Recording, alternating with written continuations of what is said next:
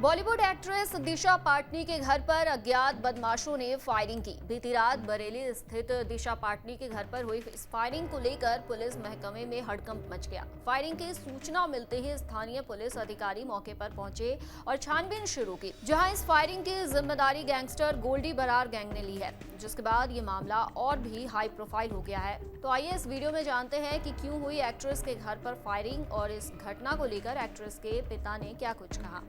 शुक्रवार को उत्तर प्रदेश के बरेली के सिविल लाइंस इलाके में बॉलीवुड एक्ट्रेस दिशा पाटनी के घर पर दो अज्ञात बाइक सवार बदमाशों ने करीब 7 से 8 राउंड फायरिंग की। बाद में लॉरेंस बिश्नोई से जुड़े गिरोह गोल्डी बरार ग्रुप ने गोलीबारी की जिम्मेदारी ली। वही हमला दिशा की बहन खुशबू पाटनी के हालिया विवाद से जुड़ा हुआ माना जा रहा है, जो भारतीय सेना की सेवामुक्त मेजर हैं और फिलहाल एक वेलनेस कोच के तौर पर काम कर रही हैं। कुछ समय पहले खुशबू पाटनी सुर्खियों में थी, जहां उन्होंने प्रसिद्ध कथावाचक अनिरुद्धाचार्य को भला बुरा कहा था और आरोप लगाया था कि उन्होंने महिलाओं के खिलाफ महिला विरोधी टिप्पणी की है। खुशबू ने अपने इंस्टाग्राम स्टोरीज पर वीडियो डालते हुए कहा था, अगर वो मेरे सामने होता तो मैं उसे सबक सिखा देती। हालांकि उनके कमेंट को गलत तरीके से प्रेमानंद जी महाराज के नाम से जोड़ दिया गया, जो एक आध्यात्मिक हस्ती हैं। खुशबू के कमेंट की काफी आलोचना भी की गई थी। इसके बाद अगस्त में उन्होंने आलोचना न रुकने पर कानूनी कार्रवाई की चेतावनी दी और स्पष्ट किया कि उनकी टिप्पणी प्रेमानंद जी महाराज के लिए नहीं थी।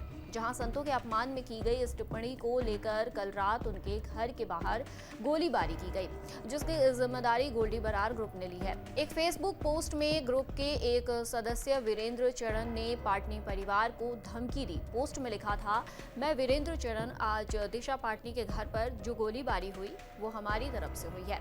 उन्होंने हमारे पूज्य संतों का अपमान किया है और हमारे सनातन धर्म को नीचा दिखाने की कोशिश की है।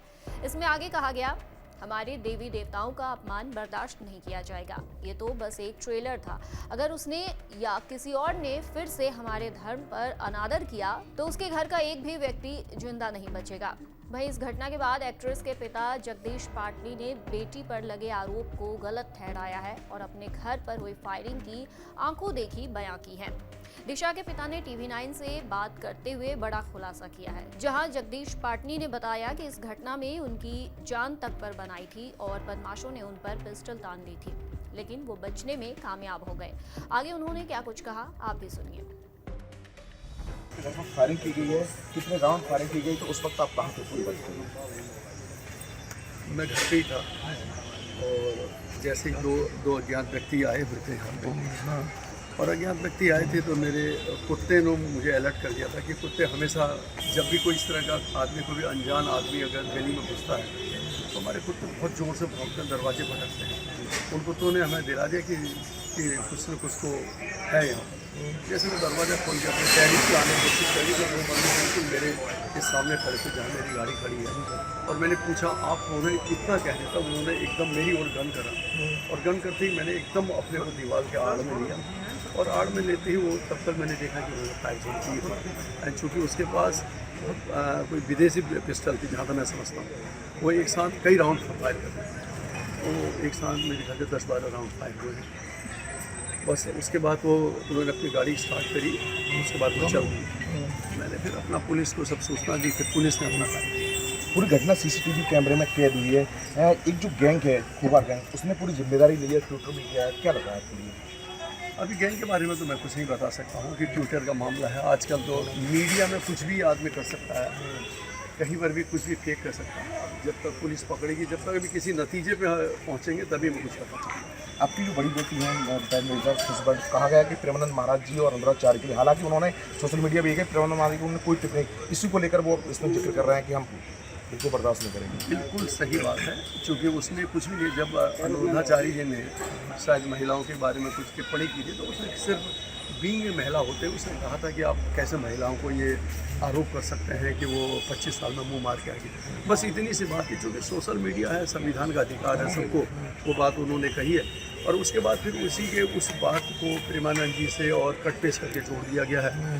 ये किसी न किसी की मीडिया की शरारत है, मीडिया सोशल मीडिया की है, और कि हमें बदनाम करने की कोशिश की जाती है। अच्छा, क्या लग रहा है आप कितना परिवार कितना दहशत में है, क्योंकि मैं देखा रात भी आप अंदर थे, अब क्या मुख्यमंत्री से क्या गुहार है, पुलिस का कैसा सहयोग मिल रहा है? पुलिस का तो सहयोग कहीं जितना होता उसे बढ़ के मिलता है, और पुलिस के सहयोगी से तो आज हम लोग आपके सामने इतना आ पा रहे हैं। दहशत तो निश्चित तौर पर होती है, लेकिन अब दहशत कब तक रखेंगे। हमने पुलिस में इतने 35-40 साल की नौकरी करी है, बेटी आर्मी से लौटी, तो ये गोली वोली तो हमारे अगल बगल से पहले भी जाती रही हैं, आज भी कहीं, इसलिए कोई ज़्यादा दहशत नहीं है। मुख्यमंत्री से क्या गुहार है? मुख्यमंत्री जी से यही कहेंगे कि वो जो इस तरह का जो इंसिडेंट हुआ वो दोबारा यहाँ ना हो, और इस तरह की जितने भी अपराध हैं उनको बिल्कुल चुन चुन के पकड़ के उनके साथ जो भी कानूनी कार्रवाई किया जाए। अच्छा, जो गैंग को लगातार देखें, इससे पहले कई एक्टर उनके लिए उसने एक तरह से निशाना बनाया है, तो लगातार इस तरह की चीज़ें निकल के आ रही है, क्या लग रहा है, कुछ साजिश है इसमें? अभी इस बारे में कुछ नहीं कह सकता हूँ कि उनका क्या है। जब तक वो पकड़े ही जाएंगे, जब तक उनसे उनकी बात नहीं ली जाएगी, तब तक कुछ कहना उचित नहीं है। फिलहाल दिशा पाटनी के घर पर हुई फायरिंग ने सुरक्षा व्यवस्था और आस्था दोनों को लेकर गंभीर सवाल खड़े कर दिए हैं। क्या सितारों से जुड़ी हर विवादित टिप्पणी पर हथियार उठाना जायज ठहराया जा सकता है, और क्या समाज में असहमति का जवाब गोली से देना हमारे लोकतंत्र और कानून पर सीधा हमला नहीं है? इन सवालों पर आपका क्या मानना है, हमें कमेंट करके जरूर बताएं।